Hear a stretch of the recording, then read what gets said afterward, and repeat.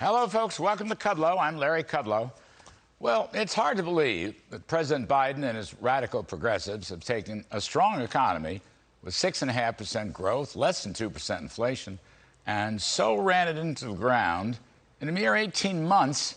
Here in the first half of 2022, we're looking minimum the front end of a recession, quite possibly 2 straight negative GDP quarters, along with a near 10% inflation. It's all hard to believe. Equally hard is that Mr. Biden and his big government socialists are blaming Donald Trump and Republicans. Mr. Biden loves the blame game, but that's quite different from what he told us about a year ago. See for yourself. I am President of the United States of America, and the buck stops with me.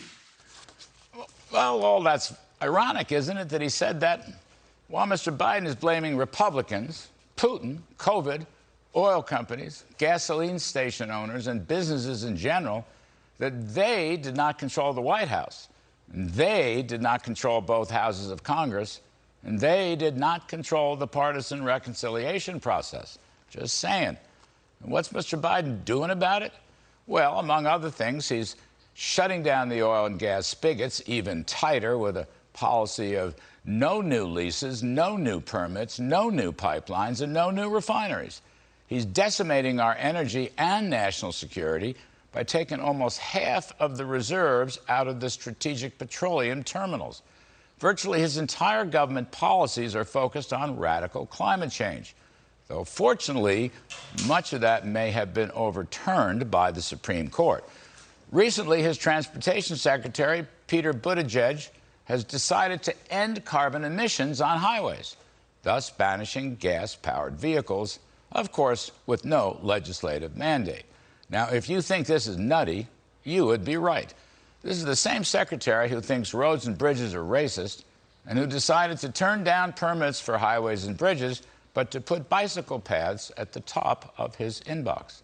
Now, Mr. Biden and his Democratic Congress are attempting to jack up taxes on small business pass-through companies, raise the minimum tax on corporations both at home and abroad, and they're fighting to increase federal spending by another $1 trillion, including more gobs of climate extremism.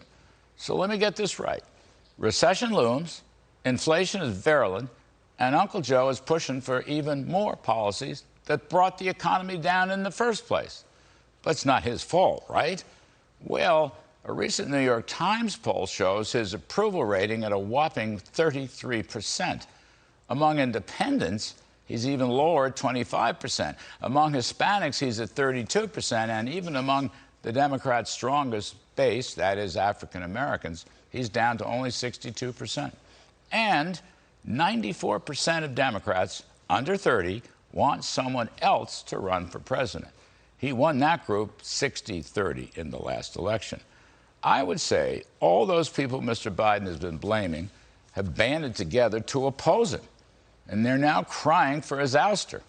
He still says it's not his fault, but virtually the entire rest of the country says it is. Who do you trust?